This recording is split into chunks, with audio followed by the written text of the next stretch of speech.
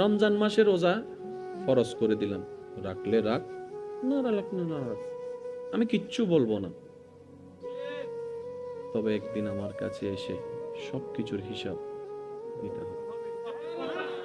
সুবহানাল্লাহ, আর একটু জোরে বলা লাগবে যে, বান্দা তুই যদি ফজরের নামাজ না পড়স আমি কিচ্ছু বলবো না। তুই ঘুম থেকে উঠার আগে সকাল বেলার সেই পেটের ক্ষুধা নিবারণের নাস্তা আমি রাজ্জাক রিজিক ব্যবস্থা করে দিব। আমি আমার যা দায়িত্ব সব পালন করব। তুই নামাজ পড়লেও করব, না পড়লেও করব। আমি দিলেই তোর খাবার, আমি দিলেই খাবারটা রান্না হয়, আমি দিলেই খাবারটা হাতে উঠে, আমি শক্তি দিলেই তো মুখে যায়, আমি ডুব গিলার ক্ষমতা দিলেই তো তুই ডুব গিলতে পারিস।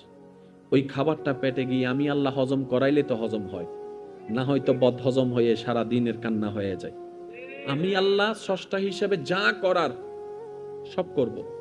তবে আমি তোকে নতুন করে বলবো না নামাজ পড়, আমি তোকে বলবো না সুদ খাইস না, আমি তোকে বলবো না বউ পিটিস না, আমি তোকে বলবো না যৌতুকের জন্য অত্যাচার করিস না, আমি তোকে কিচ্ছুই বলবো না ওর জায়গা দখল করিস না, আমি তোকে কিচ্ছু বলবো না তুই যখন আমার চোখের সামনে অন্য জায়গা দখল করে তুই যখন দেওয়াল তুলবি আমি তখনও দেখে কিচ্ছু বলবো না। তুই বিয়ের আগে অবৈধ সম্পর্ক কর, আমি দেখবো, তারপর কিচ্ছু বলবো না। তবে তুই যদি বুদ্ধিমান হস, ভুল করলো তোর জন্য একটা সুযোগ দিচ্ছি। আল্লাহ কি সুযোগ? তওবা করে আস্তে করে আমার কাছে মাপছি, আমার দলে আমার কাছে ফিরে চলে আয়। এতটুক সুযোগ আমি তোকে দিচ্ছি। আল্লাহ কতদিন পর্যন্ত? শেষ সময় বলে যে মৃত্যুর আগ পর্যন্ত। আল্লাহ 24 ঘন্টায় কোন টাইমে? ওই যে কোনো টাইম। তুই সকাল 10টা বাজে করলো আমাকে পাবি, 1টা বাজে করলো আমাকে পাবি, 2টায় ডাক দিল আমাকে পাবি, 5টায় ডাক দিল আমাকে পাবি। রাতের গভীরে সবাই যখন ঘুমিয়ে থাকে তখনও যদি তুই আমাকে একবার আল্লাহ বলে ডাক দেস, ফাজকুরুনি আযকুরুকুম আয়াতের ছায়া তলে আমি আল্লাহ তোকে তখনও সাড়া দিব। বলেন সুবহান। তোর সব দায়িত্ব আমি নিলাম। সুবহানাল্লাহ। আমি কি কষ্ট দিয়ে দিচ্ছি? বান্দা আমি কিচ্ছু বলবো না, ফেরেশতাও পাঠাবো না, তোকে ডাকও দিব না। তুই ভুল করলে তো মা বাপ ডাক দেয়, আমি সেটাও দিব না। আল্লাহ, তা আমি যদি নামাজের কথা ভুলে যাই, যে ব্যস্ত থাকি, ঘরের বউ একটা জিনিস আনতে বলছে মাঝে মধ্যে এটাও মনে থাকে না। কথা বলেন না রে ভাই। মাঝে মধ্যে ঘর থেকে যে একটা ওষুধ আনতে বলে কাজের ব্যস্ততার চাপে ওই ওষুধের নামটাও মনে থাকে না, ফেলে চলে আসি ঘরে, পরে গিয়ে আবার আফসোস করতে হয়। আল্লাহ, আমি যে 5 ওয়াক্ত নামাজের কথা যদি ভুলে যাই আমার কি দোষ? রব বলে যাচ্ছে যা, নামাজের টাইম যেহেতু তুই সবসময় মনে রাখতে পারবি না, আমি নবীর মাধ্যমে মুয়াজ্জিনকে একটা দায়িত্ব দিয়ে দিলাম, 5 ওয়াক্তে 5 বার আজান দিয়ে তোকে স্মরণ করাই দিলাম। ঠেকা তোদের, কিন্তু স্মরণ করাই দিচ্ছি আমি আল্লাহ। এবার আল্লাহ তাআলা মুয়াজ্জিনকে বলে, মুয়াজ্জিন আমার বান্দা তুই ডাকলে জীবনও আসবে না। বুঝতে হবে একটু কথা, আমার বান্দাটারে তুই যদি ডাকস জীবন আসবে না। ডাইরেক্ট খবর দে তোর বব দিন সন না আর এটা হাত দে গিললে। আমার বান্দা বলতে পারে, আমার বান্দা যেহেতু এভাবে বলবে, একটা কাজ কর, আমার বান্দাকে আমার নামটা আগে স্মরণ করে দে।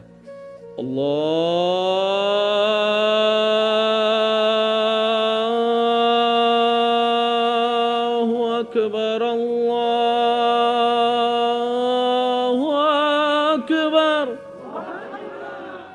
আমার বান্দার আমার নাম স্মরণ করে দে। সুবহানাল্লাহ বলেন। আমার বান্দা যখন তোর মুখে শুনবে আমি রবের নামটা, তখন সে তার অন্তর কেঁপে উঠবে, যার জমিনে থাকি তার পক্ষ থেকে ডাক এসেছে। সুবহানাল্লাহ। যার হুকুমে এসেছি উনার পক্ষ থেকে ডাক এসেছে, যার পক্ষ থেকে রিজিক আসে উনার পক্ষ থেকে ডাক এসেছে, যার হুকুমে আমার নিঃশ্বাস নেওয়া এবং ফেলা হয় ওই রবের দরবার থেকে ডাক এসেছে। বলেন না সুবহান। পৃথিবীর বুকে এমন কোন বিষয় নাই যে বিষয়ের মধ্যে তর্কাতর্কি ঠেলাঠেলি দুই দল নাই। প্রত্যেকটা বিষয় নিয়ে মানুষের দ্বিমত আছে, আছে, ছিল, থাকবে। সবচাইতে বড় সত্য মহাসত্য, চিরন্তর সত্য হচ্ছে এক আল্লাহ। আল্লাহর চাইতে বড় সত্য আর কেউ। এই আল্লাহ নিয়েও দুই দল। যুবকরা একটু আওয়াজ দিতে হবে। এই আল্লাহ নিয়েও কেউ বলে যে স্রষ্টা আছে, আবার কেউ বলে দুই দল। কয় দল? তাহলে আপনি যতদিন এই পৃথিবীতে নিঃশ্বাস নিবেন, আপনাকে এগুলোর ভিতরেই যেতে হবে। এটা থেকে বাঁচার দ্বিতীয় কোনো উপায়। এবার আমি শুধু আপনাদেরকে বলবো, আপনারা শুধু একটু বুঝে বুঝে উত্তর দিবেন। আমাদের দেশের রাজনীতি নিয়েও দলাদলি আছে না নাই? দ্বিমত আছে না নাই? জমিন নিয়ে, জায়গা নিয়ে, ঘর নিয়ে, ভাই বোন নিয়ে, আল্লাহ নিয়েও দ্বিমত, নবী নিয়েও দ্বিমত, বলি নিয়েও দ্বিমত, আহলে বাইত নিয়েও দ্বিমত, সাহাবা নিয়েও দ্বিমত। কিন্তু একটা বিষয়ে কোনো দ্বিমত নাই, সেটা হচ্ছে মরতে হবে। বুঝতে পারিনি মনে কথাটা না?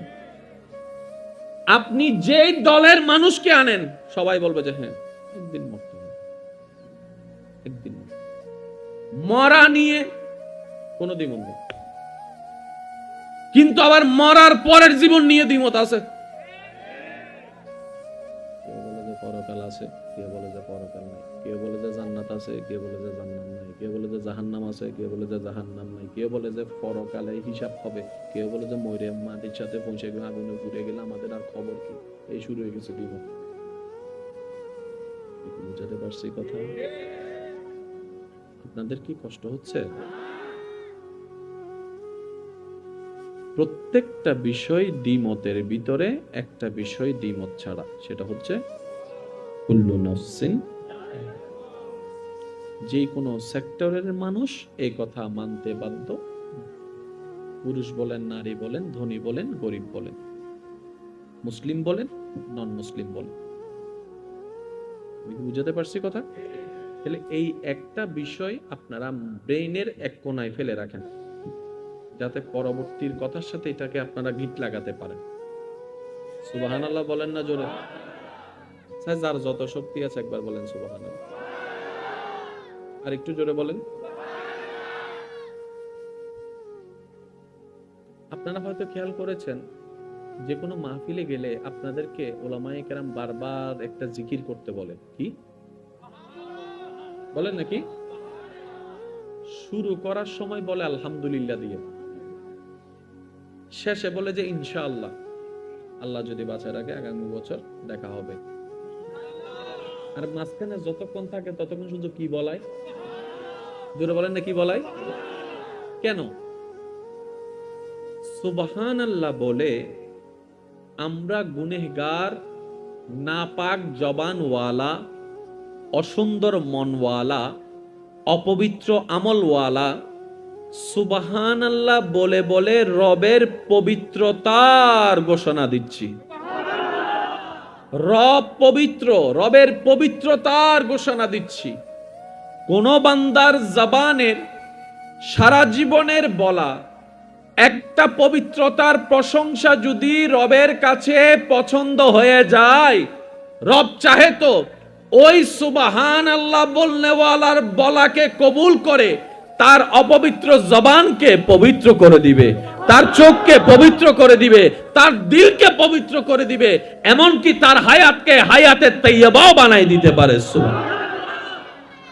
সেজন্য এইসব বিষয়ে কিপটেমি করাটা বোকামি হয়। আমরা কিন্তু আসলে চালাক না, গাদা। আমি তো আর গান হই, অনর গান হন না কেন? বাদে প্রমাণ হইব তো বহুত দিন বাদে আদি সিরিঙ্গা হতা হইতে বহুত দিন বাদে।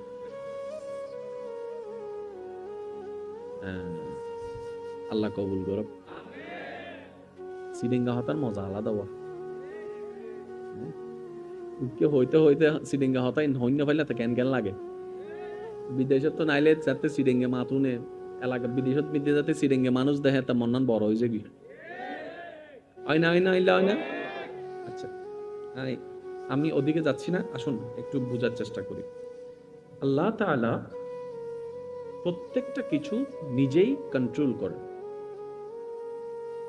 পৃথিবীর সবকিছু আল্লাহর নিয়ন্ত্রণে। আমরা বলি আল্লাহর হুকুম ছাড়া গাছের পাতাও, কথা কিন্তু সত্য। এইবার এই কথাকে বেস করে কিছু মানুষ অন্যদিকে কথাটাকে মুভমেন্ট নিয়ে বলে, রবের হুকুম ছাড়া যদি গাছের পাতাই না নড়ে তাহলে যে চুরি করেছে তার দোষ কি? যে খুন করেছে তার দোষ কি? নিশ্চয়ই রব বলেছে তাই তো চুরি করেছে, নিশ্চয়ই রব বলেছে তাই তো খুন করেছে। যেহেতু রবের হুকুম ছাড়া গাছের পাতা নড়ে না, মানুষ লড়ার ক্ষমতা কোথায়? শ্রদ্ধার সাথে উলামায়ে কেরামের দোয়া নিয়ে আমার ভাইদেরকে বলতে চাই, আপনি যেটা বলেছেন সেটা ঠিক। রবের হুকুম ছাড়া গাছের পাতা নড়ে না। তবে আল্লাহ তাআলা সমস্ত সৃষ্টির ভিতরে দুইটা সৃষ্টিকে সাময়িকভাবে স্বাধীনতা দান করেছেন। অনলি টু, শুধু দুইটা সৃষ্টিকে সাময়িকভাবে স্বাধীনতা দান করেছেন। কোন দুই সৃষ্টি? যে দুই সৃষ্টির ব্যাপারে আল্লাহ স্পেশালি বলেছেন, ওয়ামা খালাকতুল জিন্না ওয়াল ইনসা ইল্লা লিয়াবুদুন। আর একটু জোরে বলতে হবে। আল্লাহর হুকুম ছাড়া গাছের পাতা নড়ে না সত্য, কিন্তু এই হুকুমের আন্ডারে কিছু সময়ের জন্য দুইটা সৃষ্টিকে স্বাধীনতা আল্লাহ দিয়েছেন। এবার আপনারা অঙ্ক মিলাইলে আপনারা বুঝতে পারবেন, হাসরের ময়দানে হিসাব হবে, হিসাব দিতে হবে, বিচার হবে, প্রশ্ন করা হবে। করবেন কে? কাদেরকে? গরুকে, ছাগলকে, হাঁসকে, মুরগিকে, ফেরেশতাকে, সূর্যকে, চন্দ্রকে? কাদেরকে? আল্লাহ আমাদেরকে কেন প্রশ্ন করছো? সূর্যকে কেন করো না? চন্দ্রের কেন হিসাব নেই? ফেরেশতার কেন জবাবদিহিতা নেই? রব বলে সমস্ত সৃষ্টি আমার কন্ট্রোলে, আমার নিয়ন্ত্রণে ছিল, আমার আইনে ছিল, আমার হুকুমে ছিল, আমি ওদেরকে স্বাধীনতা দিই নাই। তাই তো আদমের আমলও সূর্য যেদিকে উঠেছে 2023 সালও সেই দিকে উঠতেছে, কারণ সেটা আমার হুকুমের আন্ডারে, আমি তাদেরকে স্বাধীনতা দিই নাই।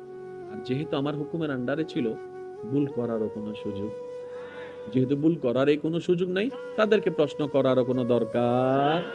আমি প্রশ্ন করব তাদেরকে যাদেরকে আমি স্বাধীনতা দিয়েছি।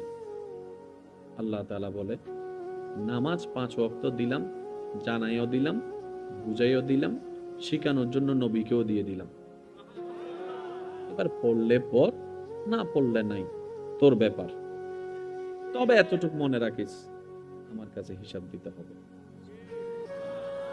একটু জোরে বলো, নামাজের শুরুটা আমরা কিভাবে করি? জান্নাতে যাওয়ার জন্য নামাজের দরকার আছে না নাই? নিজের জীবনকে পবিত্র বানানোর জন্য নামাজের দরকার আছে না নাই? অসৎ থেকে সতের দলে আসার জন্য নামাজের দরকার আছে না নাই? মিথ্যাবাদী জবানকে পবিত্র বানানোর জন্য নামাজের দরকার আছে না নাই? অসৎওয়ালা থেকে সৎ হওয়ার জন্য নামাজের দরকার আছে না নাই? একদম নিম্নমানের থেকে স্ট্যান্ডার্ড হওয়ার জন্য নামাজের দরকার। খবরকে আলোকিত করার জন্য নামাজের দরকার। এক কথায় জীবন সুন্দর করার জন্য নামাজের দরকার। সে নামাজ দিয়েছেন কে? এনেছেন নবী রাহমাতুল্লিল। এবার সেই নামাজ আপনি যখন ঢুকছেন, কি বলে ঢুকছেন? আল্লাহু আকবার। সবাই মিলে বলুন তো। এবার যখন রুকুতে যাচ্ছেন, জোরে জোরে। এবার যখন সিজদায় যাচ্ছেন, এবার যখন আপনি সিজদা থেকে উঠছেন, আবার যখন সিজদায় যাচ্ছেন, পয়েন্টে পয়েন্টে আল্লাহু আকবার, আল্লাহু আকবার, আল্লাহ। সুবহানাল্লাহ নয়, আলহামদুলিল্লাহ নয়, মাশাআল্লাহ নয়, আল্লাহু আকবার, আল্লাহু আকবার, আল্লাহু আকবার, আল্লাহ। আজানের শুরুতেও কিন্তু আল্লাহ। আরেকটু জোরে। এতগুলা শব্দ থাকতে আল্লাহু আকবার কেন? আল্লাহ পাক বলে যে এটাই তো তোদেরকে বুঝাতে চাচ্ছি, নামাজ জেনে নে, কিন্তু নামাজটাকে আরো বেশি বুঝে নে। ইসলামটাকে জান, তার চাইতে বেশি ইসলামটাকে বুঝার চেষ্টা কর। আমি আল্লাহ যেহেতু হুকুম দিয়েছি, নিশ্চয়ই বুঝে শুনে জেনেই দিয়েছি, তোদের কল্যাণের জন্য দিয়েছি। আল্লাহু আকবার যখন মুয়াজ্জিন বলে আল্লাহু আকবার, আওয়াজটা চতুর্দিকে ছড়িয়ে যাচ্ছে, বান্দাদের কানের মধ্যে যাচ্ছে, বান্দারা শুনছে আল্লাহু আকবার, আল্লাহ মহান, আল্লাহ সবচাইতে বড়। দ্যাট মিন্স আল্লাহ সবচাইতে ইম্পর্টেন্ট, আল্লাহ সবচাইতে ইম্পর্টেন্ট, আল্লাহ সবচাইতে ইম্পর্টেন্ট। ডাকটা কিসের? নামাজের। এবার নামাজের জন্য বাঁধা হয়ে দাঁড়াচ্ছে কি? আমাদের গেম। নামাজের জন্য বাঁধা হয়ে দাঁড়াচ্ছে আমাদের ব্যবসা। নামাজের জন্য বাঁধা হয়ে দাঁড়াচ্ছে আমাদের চাকরি। নামাজের জন্য বাঁধা হয়ে দাঁড়াচ্ছে আমাদের কাজ। নামাজের জন্য বাঁধা হয়ে দাঁড়াচ্ছে আমাদের বন্ধু বান্দার আড্ডা। এবার আপনি যখন এটার মিনিং বুঝেছেন, আল্লাহু আকবার, আমার আল্লাহর চাইতে ইম্পর্টেন্ট, আমার কাছে আর কিছুই নাই, দ্যাট মিন্স আপনি আর কাজে থাকতে পারবেন না, অটোমেটিক আপনার কদম নামাজের দিকে চলে যাবে। কারণ আপনি বুঝে গিয়েছেন আল্লাহর চাইতে ইম্পর্টেন্ট আর কিছু, যেরকম আল্লাহর সাথে ইম্পর্টেন্ট আর কিছু। এবার যখন আপনি নামাজে বলছেন আল্লাহু আকবার, এই এখন জামিনাটা কি? নামাজের মধ্যে এই চিন্তা, সেই চিন্তা, ওই চিন্তা এসে, এখন যতগুলো চিন্তা আছে এখানে কি আল্লাহর সাথে ইম্পর্টেন্ট কিছু আছে? বাস আপনাকে এটাই স্মরণ করে দিচ্ছে আল্লাহু আকবার। ঢুকে গেছি আল্লাহু আকবার বলার আগ পর্যন্ত আল্লাহর সাথে ইম্পর্টেন্ট আর কিছু নাই। কির ব্যবসা, কির সরি, একদিনে তো হবে না, সপ্তাহ হবে না, মাসও হবে না। মনে রাখবেন, আমাদের কাজ লেগে থাকা, আমাদের কাজ চেষ্টা করা। কবুল করবে কি করবে না সেটা আমাদের ব্যাপার নয়, এটা রহমানের ব্যাপার। এটা আমাদের বাবারই দরকার নাই। আমরা আমাদের পারফরমেন্স যতটুকু বেটার দেওয়া যায় আমরা সেটা দেওয়ার দায়িত্বে আছি। কথা বলেন ঠিক কিনা? আরেকটু জোরে বলেন ঠিক কিনা? এবার আসুন, যতক্ষণ পর্যন্ত আমরা আমাদের চেষ্টায় অটল থাকব ততক্ষণ পর্যন্ত রহমতের নজর আমাদের দিকে তাকাই থাকবে। আমরা চেষ্টাটা করছি কাকে খুশি করার জন্য? আমরা চেষ্টাটা করছি কার দিকে যাওয়ার জন্য? আল্লাহর দিকে যদি বান্দা যায়, একজনের পেট কামড়ায় কার? বলেন না রে ভাই। বান্দার দিকে যদি আল্লাহ যায়, একজনের পেট কামড়ায় কার? বান্দার দিক, আল্লাহর দিকে যদি বান্দা যায়, একজন নারাজ হয় কে? তো সে তো আর হাত পা গোটায় বসে থাকবে না, সে তো তার চেষ্টাই করবে। সেজন্যই তো আপনি যখন এই কাজে থাকেন, ওই কাজে থাকেন, আপনার কিচ্ছু মনে থাকে না। যখনই নামাজে ঢুকেন, কথা বলতে হবে ভাইয়া। অনেক সময় আপনাদের হয় কিনা দেখেন, অজু বানাইতে গেলে 2 বার ধুইছি নাকি 3 বার ধুইছি, কুলি কি করছি নাকি করি নাই, নাকে পানি দিনেই মনে হয় আর ধুইলাম না, নদী দেবার না, 3 বার দুই না 5 বার দুই হয়। বলেন না হয়? আর একটু জোরে বলেন হয়। ফজরে ঘুম থেকে উঠে যখন দাঁত ব্রাশ করে মুখ ধুন তখন এটা হয়। ফজরে ঘুম থেকে উঠে যখন দাঁত ব্রাশ করে মুখ ধুন তখন এটা হয়। তো মুখ তো মুখ, পানি তো পানি, দোয়া তো দোয়া, তখন হয় নাই কেন? শয়তান বলে যে তখন তো আমার ডিউটি নেই। আমার ডিউটি তখন যখন দেখি বান্দা আল্লাহর প্রিয় হতে যাচ্ছে, তখনই আমার পেট কামড়ায়। কারণ আমি নিজে জাহান্নামী, আমি চাই না কেউ জান্নাতে যাক। আমি নিজেও যাব জাহান্নামে, তোদেরকেও নিয়ে যাব। তোরা জান্নাতে গেলে আমার হিংসায় পেট ফেটে যাবে। এবার বান্দা যখন রবকে খুশি করার জন্য ইবাদত করতে থাকে, তার পেট কামড়াতে থাকে। এখন বান্দাকে তো সে আর হাত ধরে টেনে নিতে পারে না, বান্দাকে তার কোমর বেঁধে রশি দিয়ে টেনে নিতে পারে না। তাই ভিতরে ভিতরে সে ওয়াসওয়াস দিতে থাকে, বিভিন্নভাবে চিন্তা দিতে থাকে। তাই তো অন্য সময় মুখ দুলে যা মনে হয় না, অজু অবস্থায় আপনার হাজার চিন্তা আসে, হাজার কিছু মনে আসে, হয়ছে কি হয় না এটা মনে চলে আসে। কথা বলেন ঠিক কিনা? ব্যবসায় করেন, চাকরি করেন, গাড়ি চালান, তেমন কিছু মনে হবে না। যখন এই নামাজের মধ্যে আল্লাহু আকবার বলে ঢুকে যাবেন, এই চিন্তা সেই চিন্তা আসতেই থাকবে, আসতেই থাকবে, আসতেই থাকবে। এমনি অজুর ভাঙবে না, কিন্তু যখন কোরআন তেলাওয়াতের জন্য অজু বানাবেন, দেখবেন ভাঙার জন্য উপক্রম হয়ে গিয়েছে। প্রস্রাব ধরে নেয়, তখনও প্রস্রাবের ব্যাগ চলে আসে। এইরকম তো হওয়াটাই স্বাভাবিক। আপনি এমনি খেলার জন্য অ্যালার্ম দেন, দেখবেন যে টাইমের আগে আপনার চোখ খুলে গিয়েছে। আপনি যদি কোথাও বেড়াতে যাওয়ার জন্য অ্যালার্ম দেন, দেখবেন যে সারা রাত ঘুম হবে না, টাইমের আগেই আপনার অ্যালার্ম বেজে যাবার আগে আপনার চোখ খুলে গিয়েছে। যদি ফজরের আজানের জন্য আপনি অ্যালার্ম দেন, দেখবেন যে আপনার কানের মধ্যে সে আওয়াজটা যায় না। কিরে অ্যালার্ম তো অ্যালার্ম, আমি তো আমি, পার্থক্যটা কোথায়? ফের আপনার শয়তান বলে আমি চাই না কেউ রবকে খুশি করুক। তোরা যতই রবকে খুশি করার চেষ্টা করবি, আমি শয়তান ততই তোদের উপর অত্যাচার করতে থাকবো। আশেকরা বলে তোর যা করার কর। সুবহানাল্লাহ বলতে হবে ভাই। আই সিডাঙ্গন মধ্যে ইল্লে সুবহানাল্লাহ রাস্তায় আওয়াজ জীবন ন পাই, সেখানে সিডেঙ্গে আওয়াজ হনস সুবহানাল্লাহ। আর বুঝছি বুঝছি সুবহানাল্লাহ তো হইতারা হব দে যার তুম গুণা বেশি সওয়াব হম, আর যারা তুম সওয়াব বেশি হই তারা ন হইলেও চলিব। চাহান্নান গুনাহগার হন হনাসন একবার হনছে সুবহানাল্লাহ। কারণ বান্দা যাতে সুবহানাল্লাহ হয় খুশিও দহন, আল্লাহ যাতে খুশি হয় গোসাও দহন। কিন্তু গোসাই লোক গুনার আর কি অনারা মুকুট যে সুবহানাল্লাহ বাইনর অনা হইতে লাগুন অনা হইতে লাগুন নাকি অনারা ন হওয়া আর ইয়ে নাকি চিন্তা করিস অন না। এক কানল দি অনে নহন আর এক কানল দি অনারা ন হওয়ার। যদি অনে নহন আই অনর একমত, ওকে অনার স্বাধীনতা। যদি অনা দেখুন তো অনারা হইতো না ওদের, তাহলে অনার হাসন দিয়ে জোর করে হন হইম দে উজুর একবার হলে তিনবার হইম দে। বুঝাতে পারছি কথা? মন খুলে যার যত শক্তি আছে একবার বলেন সুবহানাল্লাহ। মাশাআল্লাহ আরেকবার জোরে বলেন সুবহানাল্লাহ।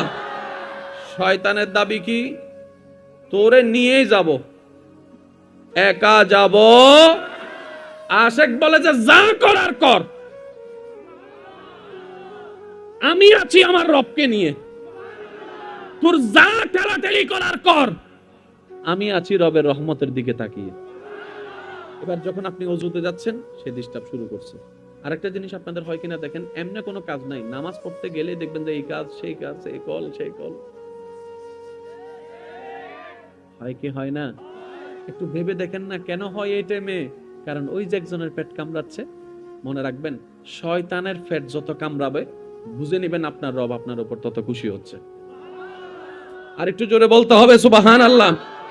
আমরা যদি জান্নাত পেতে চাই, রবকে খুশি করতে চাই, আমাদের প্রধান দায়িত্ব আমাদেরকে জান্নাতে যে নিতে চাচ্ছে না, জান্নাতে দিতে যে চাচ্ছে না, জান্নাতের দিকে যাওয়াটা যা সহ্য হচ্ছে না, তার প্ল্যানিং গুলো যদি বুঝতে পারি তাইলে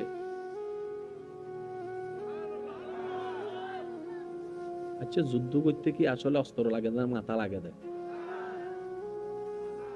ওনারা হন না মাথা লাগে জানো না টেকনিক কি?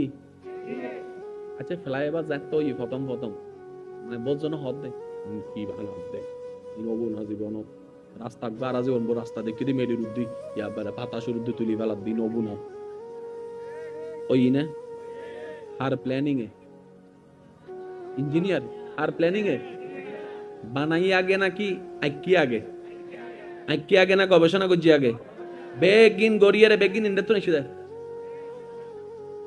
না তো না ভাই কি